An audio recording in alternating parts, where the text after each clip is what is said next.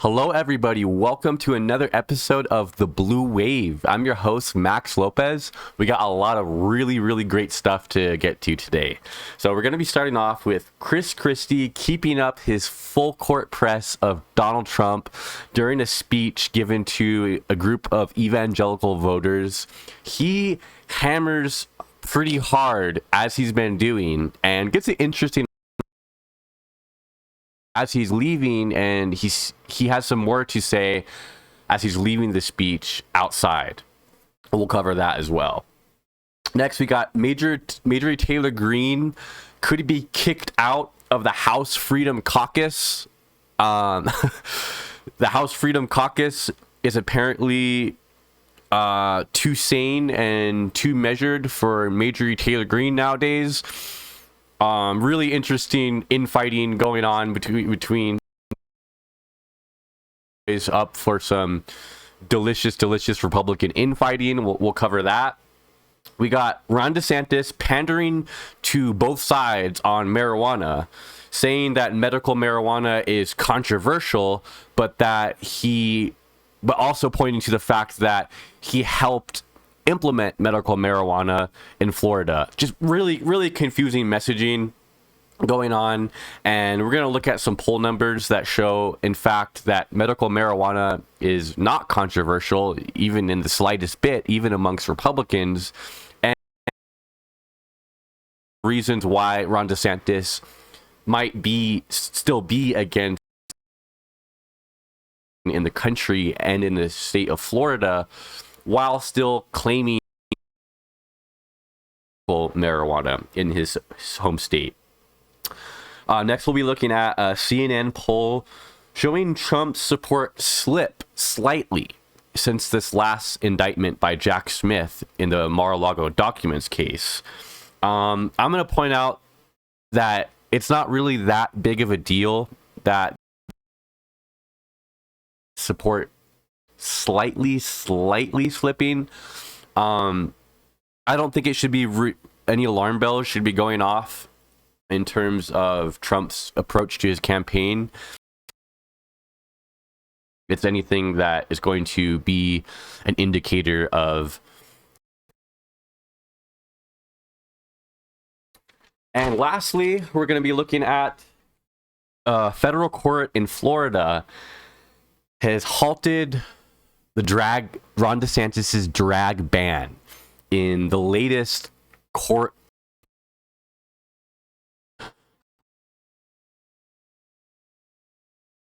is unconstitutional and suppresses people's First Amendment rights. And why it is that DeSantis continues to champion these unpopular policies really don't like at all, and legally have very little standing, and even in his own state he can't seem to win a single case when it comes to these LGBT culture war issues. They don't stand up very well in court. All right, so first we'll be starting off here, like I said, with Chris Christie. So I got Chris Christie here during a speech with evangelical activists, hammering Trump pretty hard, as he's continued to do with varying levels of success. But we'll go ahead and jump into the clip here. Prep in 2020. Why am I running for president of the United States? I'm running because he's let us down. He has let us down because he's unwilling. He's unwilling to take responsibility for any of the mistakes that were made, any of the faults that he has, and any of the things that he's done. And that is not leadership, everybody. That is a failure of leadership. And you can boo all you want. But here's the thing. Our faith teaches us that people have to take responsibility for what they do. People have to stand up and take accountability for what they do. And I cannot stand by And as soon as I've started to be critical, after all of that, and after you offered me White House Chief of Staff, now what he does is call me names and belittle me. And I will tell you, Wow.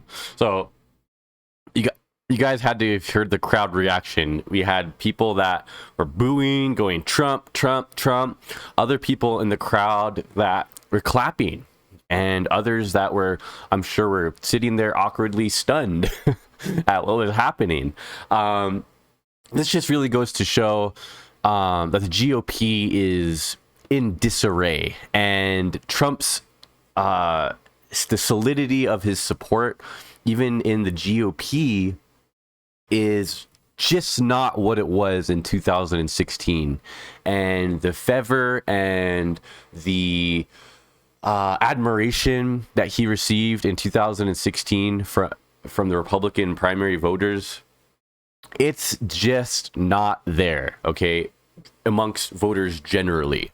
Among his base, the 35% that would jump off of a cliff for him if he told them to go do it, they're still supporting him very, very much so, of course. And they'll still be there to vote and to donate and whatnot.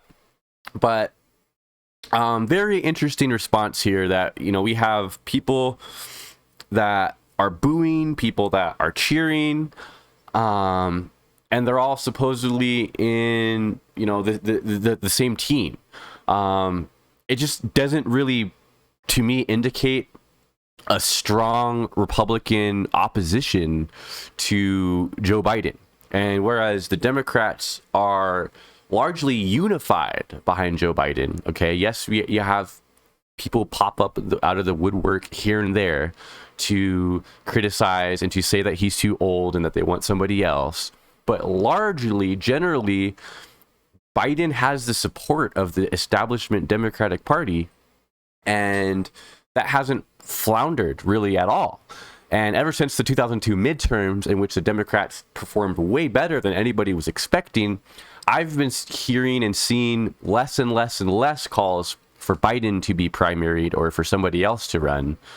But in the GOP side, you can't say that the same thing is happening.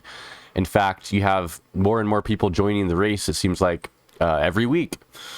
So we'll move on here to the next clip of Chris Christie, where he is leaving the event that we just saw the previous clip from. And he talks about how the former president is either a liar or an idiot. So let's watch this together. Full of faith in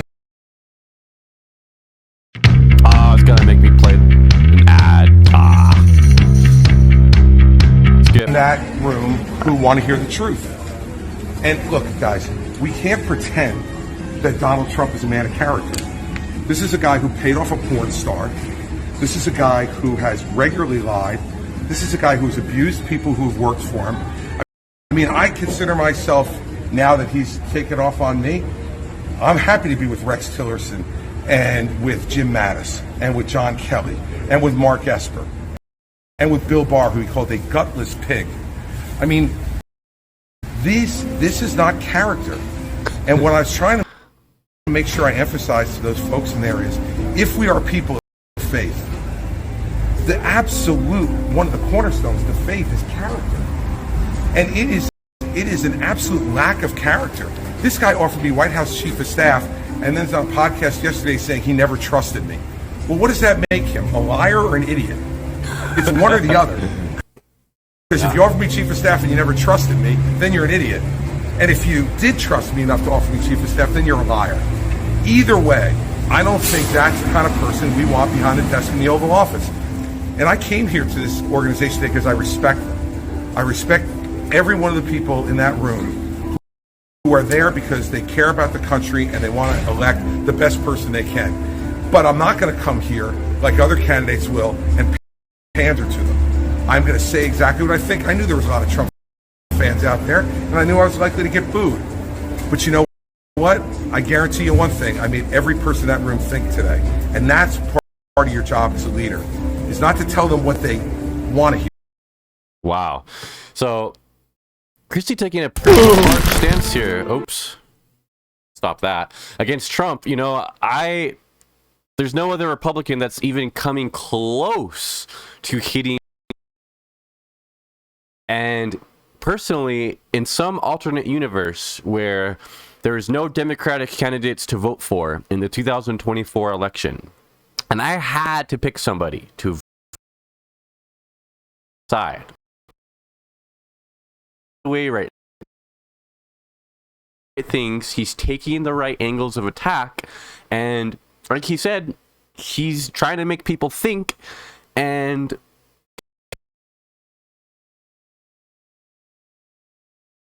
where they just follow him no matter what, and point out that there are other options. We don't have to just go along with Trump. There's other options. I think it's a really succinct point to make, to say that, well, he offered me White House Chief of Staff, so why would he offer me a White House Chief of Staff if I'm such a bad, terrible person now? He trusted me, he told me he trusted me in the past. Well, is he lying about trusting me, or is he lying that I would have made a good White House chief of staff? You know what I mean? It's just it doesn't quite all add up, and Christie is exactly right to call out this hypocrisy. Christie would be getting my attention right now, and that Christie is far down in the polling. It really shows how much the Republican Party, quote unquote, is not much of a Republican cult following based around Donald Trump. And if you don't follow all the cult demands to a T, well, you're a rhino, and you don't have any use or any say in anything in the party. Yeah, in a traditional healthy party, Chris Christie would be doing much better in the primary than he's doing, and we'll see if his continued hammering of Trump has any effect.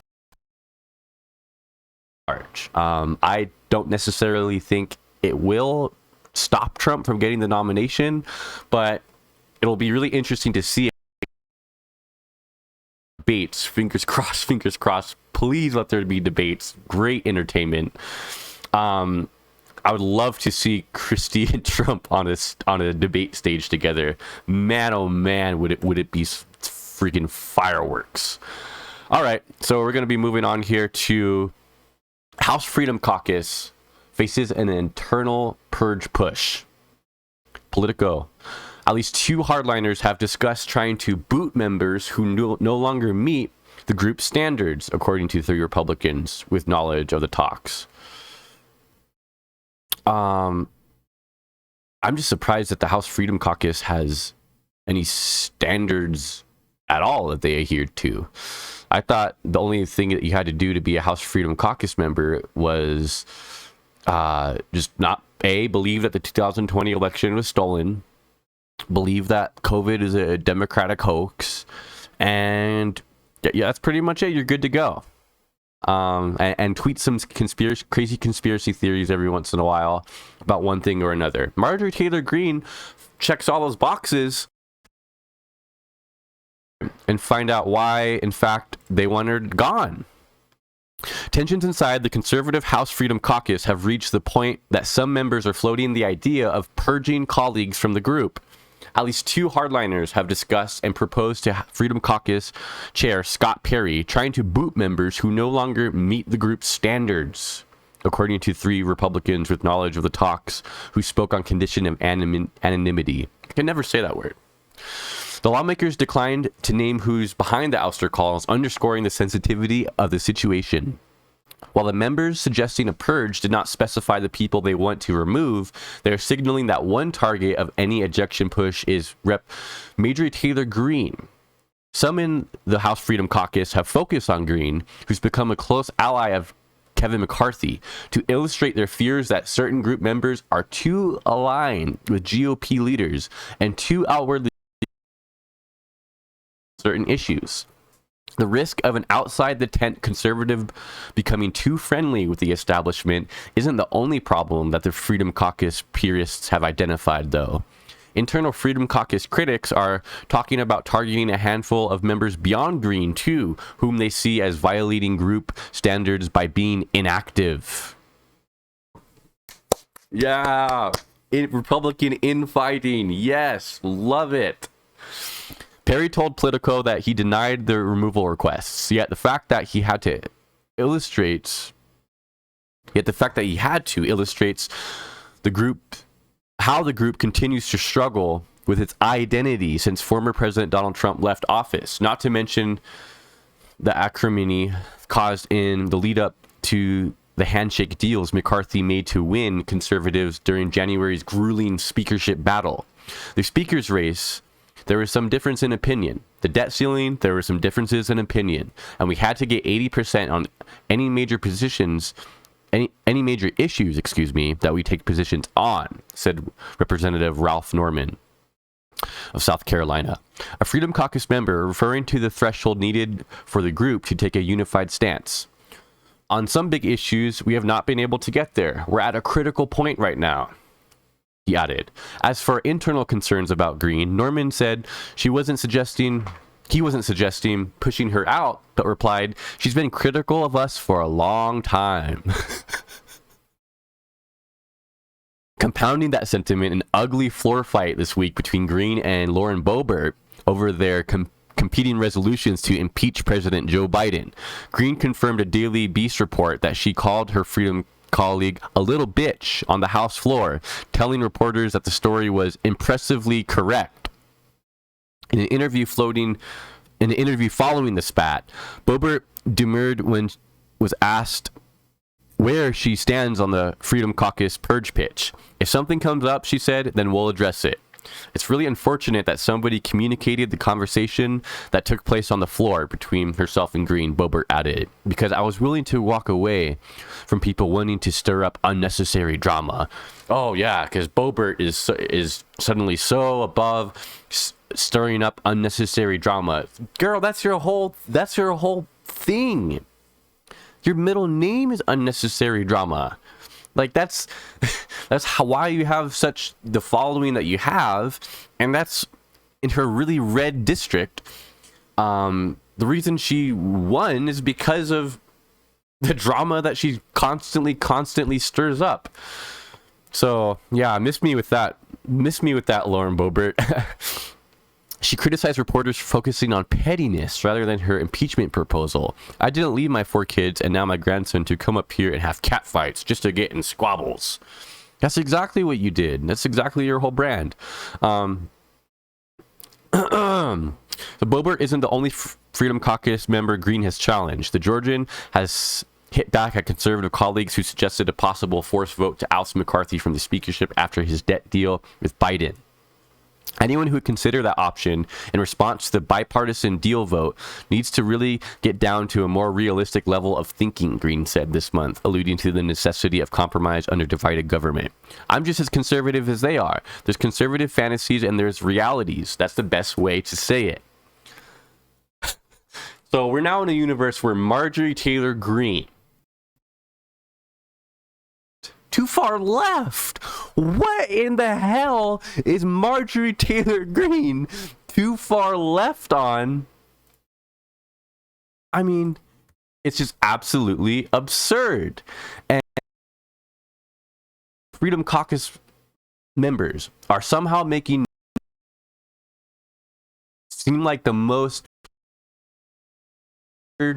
person in the room. How crazy the House Freedom Caucus is. And the fact that media, that we have these members of the House that are completely just off the rails to the point that they command so much political power, majority in the House.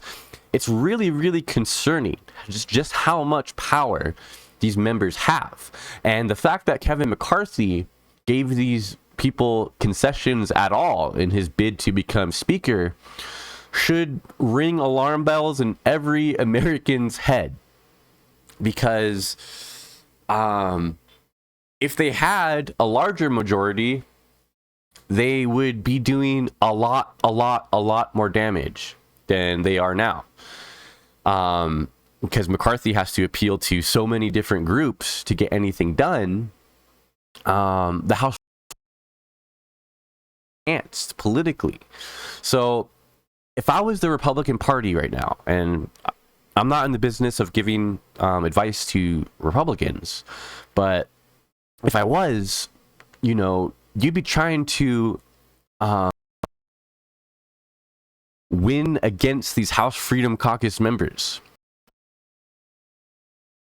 The furthest right faction of the party is hurting the party politically at large the most.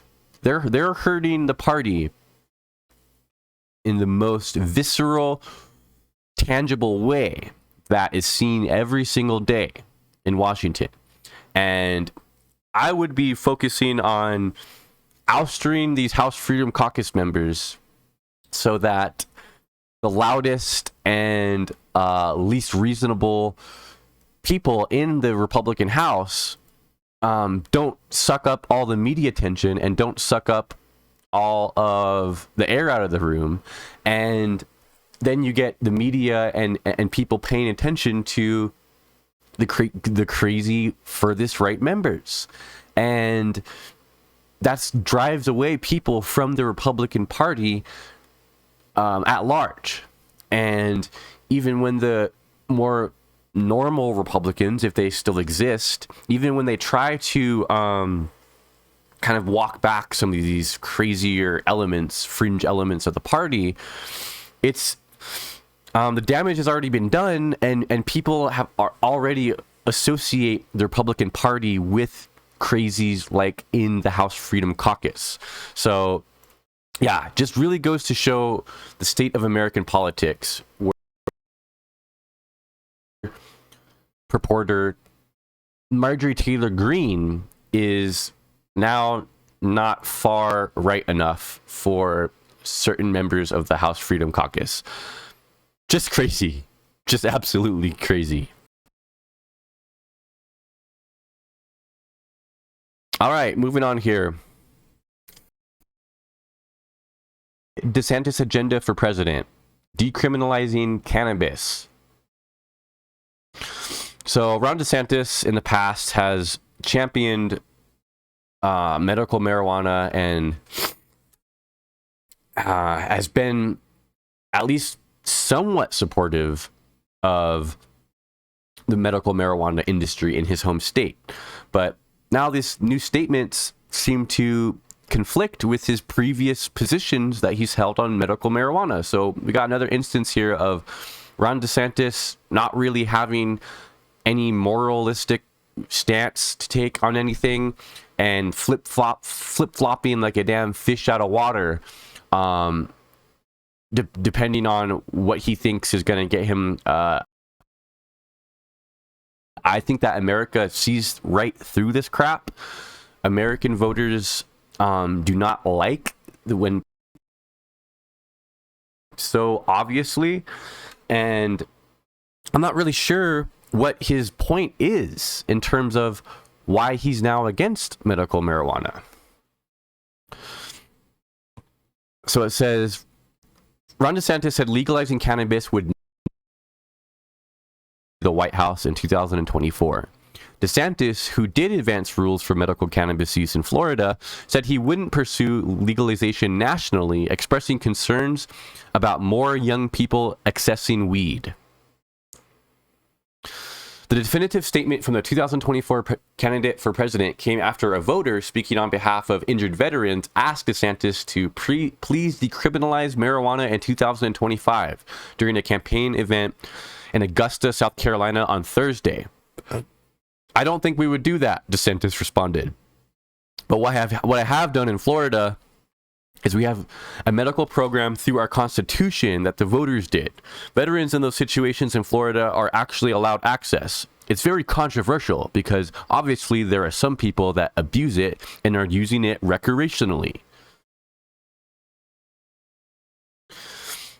Okay, but you're saying that you do support it for veterans to use medical marijuana. But then you say, other people abuse it and use it recreationally. It's like, dude, people that abuse marijuana recreationally are doing it anyways because it's illegal in your state. You know what I mean? Whether or not veterans are accessing legal marijuana, that doesn't necessarily change the fact that people are using and abusing it recreationally. And in fact, it's been, statistics and study after study show that underage use of marijuana, in fact, goes down when it's legalized, because oftentimes the illegal nature of marijuana, especially for young people, can be a factor that increases use, because it's seen as doing something that's out there, or doing something that's sticking it to the government, and sticking it to the man, and sticking it to the legal structure of how drugs are classified. Like I'm a firm believer that making something illegal, especially for kids, it just makes them want to do it more in many instances.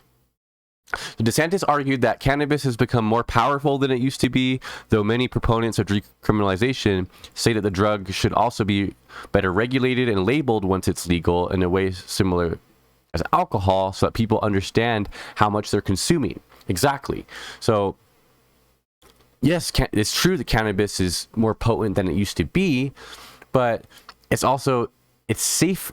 The legal market makes it safer to consume it, because cannabis that's sold at a dispensary is tested for chemicals, and you can't potentially get something that is laced with other drugs like fentanyl, which is extremely deadly for people. So continuing to be against legalization based on some sort of safety measure it's just flat out not true.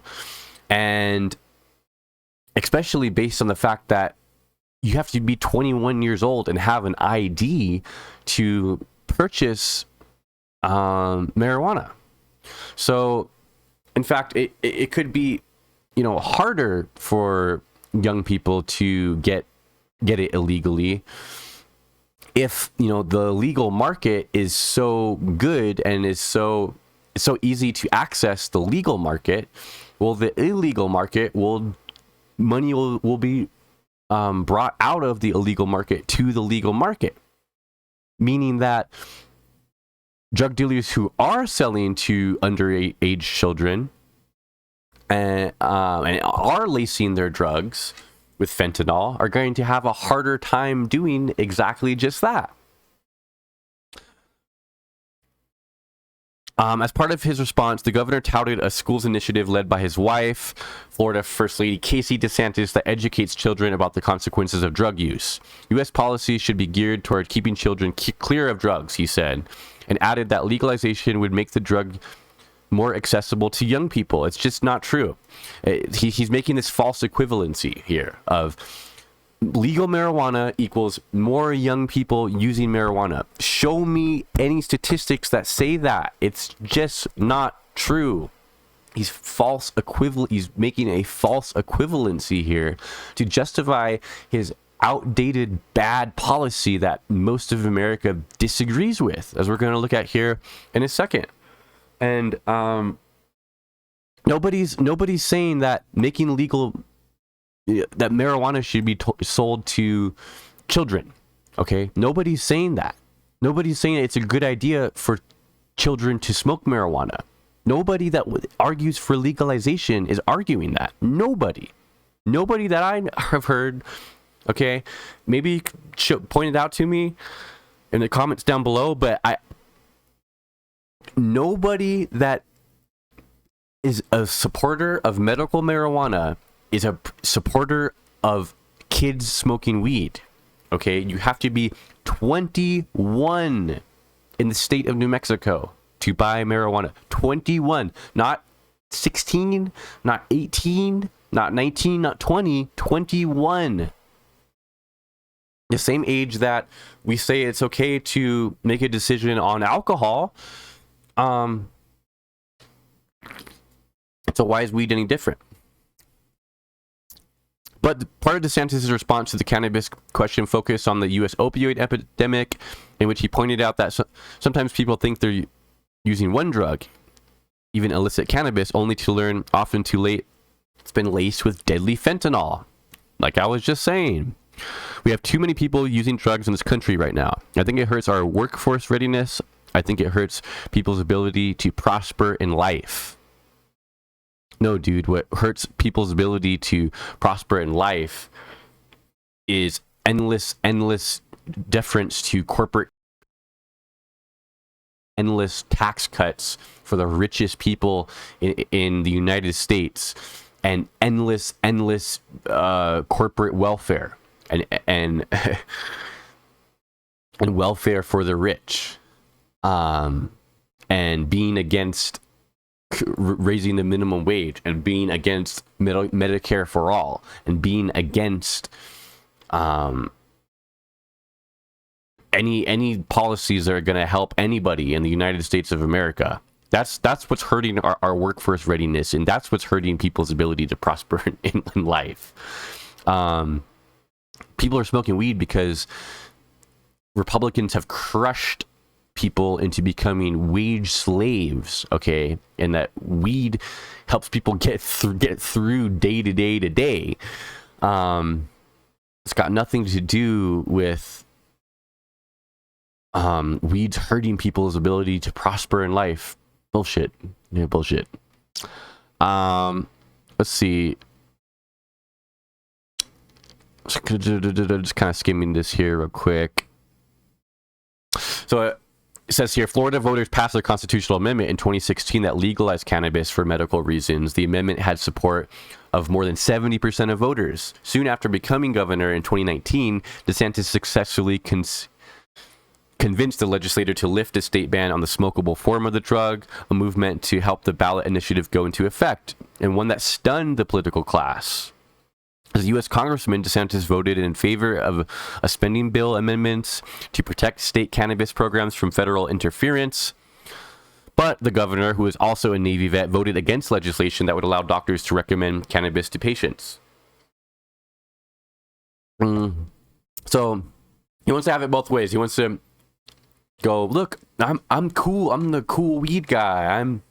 I've pushed for it, but not the children. We don't want the children smoking it. The children smoking the weed is bad for our country. Dude, no one's saying that that children should be smoking weed, bro. Nobody's saying that. Okay, so and just to rebut his original point that it's medical marijuana is controversial.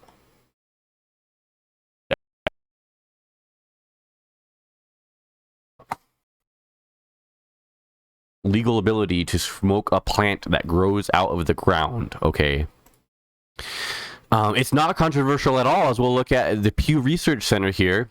So this is a little bit outdated data here. Excuse me for not being able to find anything more recent, but November 2022, not bad, about 6 months ago. Americans overwhelmingly say marijuana should be legal for medical or recreational use, with a growing number of states authorizing the use of marijuana, the public continues to broadly favor legalization of the drug for medical and recreational purposes.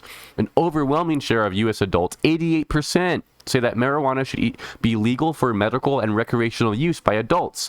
59% that it should be legal for medical use only. 30%, just 1 in 10% say marijuana should not be legal, according to a Pew Research Center survey conducted on October 10th to the 16th of 2022. So look here, 59%, what they're saying, for medical and recreational use. Only 30% for medical use only. So even among Republicans, they support recreational marijuana use. And if you look down here, look at the Republican numbers. We got 45% of Republicans saying that legal and medical use should be legal. Recreational and medical use should be legal, according to 45% of Republicans in this poll.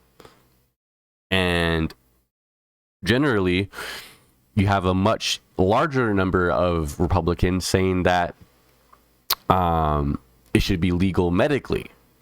So to say it's controversial is a big stretch, okay? Among some of the most hardline, like, Republican voters in the country, it might be somewhat controversial. But if DeSantis is making a States of America, okay, you have to appeal to people from sea to shining sea, okay, from people in Hawaii to Alaska to Florida to New York to California to Michigan to Texas. You have to appeal to everybody. And just from a political standpoint, I'm not really sure what he's getting at here to benefit him politically, because you'd be better off pitching policy that appeals to the broader number of people. And even if there is some controversy amongst the furthest people on the right as to whether or not weed should be legal, dude, they're already supporting either Trump or you or whatever. That's not going to win you the election, just that 35%, when you have the rest of the 65% of the country that has very different views on the issue and is going to vote accordingly. So why not tap into the 65% versus the 35%? 65 is a bigger number than 35. There's more potential voters to gain in the 65% than there is in the 35%, just statistically. So, it's just bad policy. It's bad political strategy. It's bad stuff from Ron DeSantis here. And, I'm not really sure who he's thinking that he's winning over, or that, he thinks that this is benefiting him politically to say that he's against legalization of marijuana in a larger way than just medical. It's not benefiting him. It's not benefiting you, dude. Just like, either don't say anything about it or support legalization, because that's what Americans overwhelmingly support. So lastly here, we got, sticking with Ron DeSantis, we have a Florida court halting Florida's drag ban, calling it an attempt to suppress the speech and rights of performers. Wow. So a federal court temporarily on drag performances, warning the new law was overbroad and could risk infringing on free speech rights. The SB 1438 law, signed in May by Republican Governor Ron DeSantis, is dangerously susceptible to standardless, overbroad enforcement, which could sweep up substantial protected speech, U.S. Judge Gregory Prisnell wrote in his ruling. Far from a neutral attempt to protect children, as its backers have sometimes claimed, the law is an admitted attempt to specifically suppress the speech of drag queen performers, Judge Presnell wrote. The governor's office told Reuters the ruling was dead wrong. Well, dude, this is a judge, okay? There's a judge that is like went to law school and passed the bar and is able to ascend to become a judge. They just say, it's wrong. It's wrong. Dude, like, we have a system of law and order, and like, it doesn't matter if you think it's wrong, okay? What the judge says goes, and you got. Of course, it's constitutional to prevent the sexualization of children by limiting access to adult live performances, spokesman Jeremy Redfern said. So this is just absurd. This is absurd. We have a judge who is saying this restricts the free speech rights of drag performers. And there's no indication that children are being harmed or whatever by a drag performer expressing their First Amendment right. And their responses should just go, no, that's exactly what's happening. Sexualization of children. We gotta fight the sexualization wokeness of children. Like, come on, dude. There's just a broken record on this. The Ron DeSantis campaign. They will not. They're so stubbornly just dumb on this issue. They're not willing to budge, and it's absolutely great to see. Because it means that Ron DeSantis's campaign is going to continue to struggle. So the suit against the state comes from Hamburger Mary's, a restaurant chain that features family-friendly drag performances.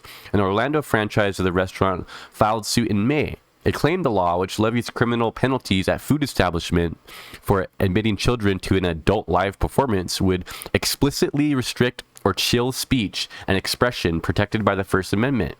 This bill has nothing to do with children and everything to do with the continued oppression of the LGBT community. Hamburgers Mary's Orlando wrote in a Facebook post. Florida Governor Ron DeSantis has made limiting the rights of LGBTQ people a key part of his agenda, signing bills that restrict gender-affirming care, protections for trans people in schools, and access to youth education on gender and sexuality. This month, courts struck down a Florida rule and statute banning Medicaid payments for transgender health care and partially blocked a state law banning people under 18 from getting gender-affirming medicine. Earlier this month, a federal judge in Tennessee declared the state's drag ban to be unconstitutionally vague and substantially overbroad. There's no question that obscenity is not protected by the First Amendment, Judge Thomas Packer wrote. But there is a difference between material that is obscene in the vernacular and material that is obscene under the law. Simply put, no majority of the Supreme Court has held that sexually explicit but not obscene speech receives less protection than political, artistic, or scientific speech. There it is. I mean, the judge, there it is. It pretty clearly states that sexually explicit speech is protected speech in the same way speech would be scientific. So DeSantis is trying to say that it's obscene, but under the law, there's no vernacular that there's a difference between material that is obscene in the vernacular and material that is obscene under the law. So what they're saying is that just because you have an opinion that this is morally obscene, that doesn't mean that drag performers' First Amendment rights are not to be respected and acknowledged constitutionally. Just because you have a moral bone to pick, well, that doesn't mean that the law is going to be interpreted any differently. And you just really have to wonder how many more of these judge decisions is it going to take for DeSantis to realize that this culture war nonsense that he's bestowed and has pushed onto to his main platform of his campaign is just not working out for him, and it's not winning him any political points with anybody. And the more he tries to clamp down and the more he tries to suppress and repress this already repressed group of people, it's just not working out for him in the way that he would have hoped. And now you have federal courts and judges that are deciding against him continually. It's like, DeSantis, when are you going to get that LGBT people have a right to be LGBT? Okay, because it's called the First Amendment, and it's called you can't restrict somebody from how to love or how to live their life, because there's freedom. We have freedom of speech in this country, and people have the ability to say and do things that not everybody has to agree with.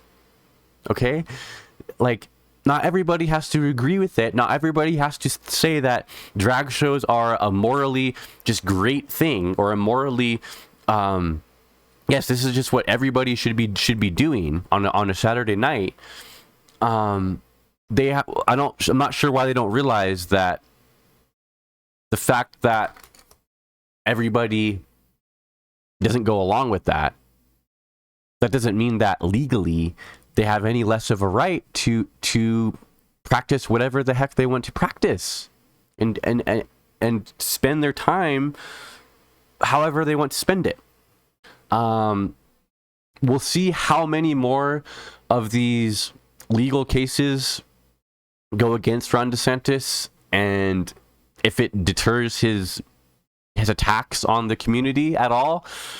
I'm going to predict that there are going to be more and more legal challenges to Ron DeSantis's strict LGBTQ bans and repression, and that it's going to continue to make DeSantis look bad, because even in his home state of Florida, where wokeness goes to die or whatever, you have judges that are not agreeing with his legal standpoint for his reasoning as to why he's restricting the LGBTQ community.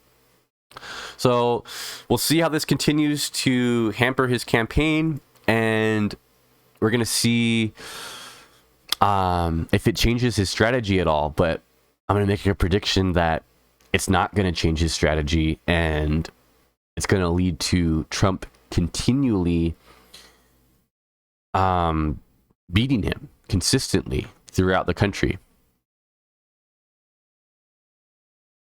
All right, lastly here, we got Donald Trump, new poll, CNN poll, that says that Trump's GOP support appears to soften post-indictment, but he holds a lead in primary field. So, interesting stuff here. Let's go ahead and get into the article. It says, former president following, according to a new CNN poll conducted by SSRS. Most Americans approve of Trump's indictment stemming from his alleged mishandling of classified documents after leaving office, even as 71% say politics played a role in that charging decision. Though Trump continues to lead the GOP field by a wide margin in the race for the Republican Party's nomination for president, the poll suggests that his support has declined, as have positive views of him among Republican and Republican-leaning voters. Nearly a quarter now say they would not consider backing his candidacy under any circumstances. The survey also finds that those GOP-aligned voters not currently backing his 2024 bid have different views on his indictment and behavior than those in his corner. Still, there's little sign that Republican-aligned voters who aren't backing Trump are consolidating it behind any one of his rivals, nor are they unifying around wanting Trump out of the race entirely, or in feeling that his primary opponents ought to call him out for his alleged actions in the case. Overall, 47% of Republicans and Republican-leaning registered voters say that Trump is their is their first choice for the party's nomination for president, down from 53% in May. Support for Governor Ron DeSantis is held steady at 26% in the latest poll, with former President Mike Pence at 9%, Nikki Haley at 5%, Tim Scott 4%, Chris Christie 3%, and the remaining candidates at 1% or less. Okay, so I'm going to tell you right now why this is not a big deal for Trump, and this is not some sort of sign of, oh, Trump's losing the grip of support in the GOP, and there's some room for someone else to leapfrog over him based on this.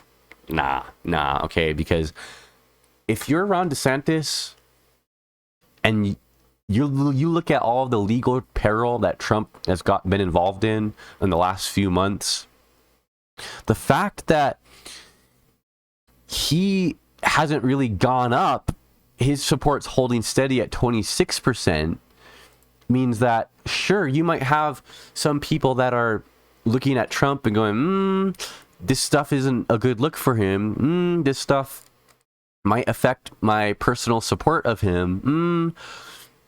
Okay, true, but they're not all going, oh, well, we need to obviously go and support Ron DeSantis, or we obviously need to go and support a Chris Christie or a Tim Scott or a whoever. They're not doing that. They're just saying that this is a bad look for Trump, and this is a bad look for the Republican Party. But if you're Ron DeSantis, what else has to happen to Trump for you to potentially leapfrog past him? I mean, how many more indictments is it going to take? Okay, you're going to run out of time before the election. If an indictment by a federal prosecutor is only making Trump's support slip by a few points, which is within the margin of error of this poll, by the way, that's not what you would be expecting or hoping. If you're Ron DeSantis at this point, you would be hoping that you would be neck and neck at this point based on all of Trump's legal baggage that you do not have. So another way of looking at this poll is that the fact that Trump still has the support that he does in the Republican Party, even with all of his legal baggage, shows that there realistically is not any viable alternative candidate that has any sort of path to the 2024 Republican nomination. Because at this point, what you'd be expecting to see is somebody else going up and up and up if they were viewed to be a viable alternative. But that's not what we're seeing here. We're seeing a slight dip in support for Trump, but when the rubber hits the road and primary season is upon us, how many people that are saying that their view of Trump is a little bit worse than it was a few months ago in this poll, how many of them are also going to be showing up and voting for a different candidate than Trump, or donating and volunteering for and doing the political groundwork for another candidate than Trump? That remains to be very unclear. In addition to the decline in support for Trump's candidacy, his favorability rating among Republican-aligned voters has dipped from 77 to May to 67 now, while the share who say they would not support him in the nomination under any circumstances has climbed from 16% in May to 23% now. At the same time, there's been a similar increase in the share saying that they would not back DeSantis under any circumstances, up 6 points to 21%, while the shares ruling out other top candidates have held roughly steady. I just had a stroke. Yeah, so it's like you got the same amount of people just about that are now saying that they will not support Donald Trump under any circumstances.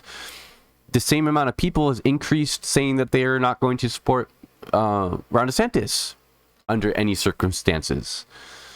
So where exactly is there a lane breaking open here for another candidate to sweep in and leapfrog over Trump? I'm not seeing it happening. And another way of looking at it again is that the fact that Trump's support remains so solid, even with all of his legal baggage, really accentuates the point that the Republican Party has become nothing but a cult that follows Donald Trump's wishes and a cult that does Donald Trump's bidding at all costs. Okay? And with no second thought and with hardly any remorse or just thinking about why are we supporting this guy still? Maybe these numbers change. Maybe we see a Georgia indictment come out, and maybe there's other indictments that come out, and maybe Trump's support, keeps going down and keeps going down and keeps going down with each indictment, and that's maybe a potential path for somebody else to swoop in. But so far, with the 2 indictments, it hasn't happened. And how many indictments are we going to need here for Trump's support to meaningfully drop, and for not only for Trump's support to drop, but for another candidate's support to go up? So what this shows me here is that Donald Trump's his security of the nomination and the odds of him being the 2024 nominee, it's about a 95% chance, I would say, at this point. And polls are going to come out that say his support has dropped here, his support has dropped there. There's people are a bit worried about the optics of all this legal trouble. It's not really, these articles and these polls are not really an indicator that anybody else has a path to the nomination. So I'm gonna go ahead and end the show there. I want to thank you guys so much for watching. I really love having you guys watch the show each and every week. I'll be back with another one tomorrow. And please be sure to like the video and subscribe to the channel. It helps us out a lot with the YouTube algorithm. And you guys have a fantastic rest of your day or night. All right, peace.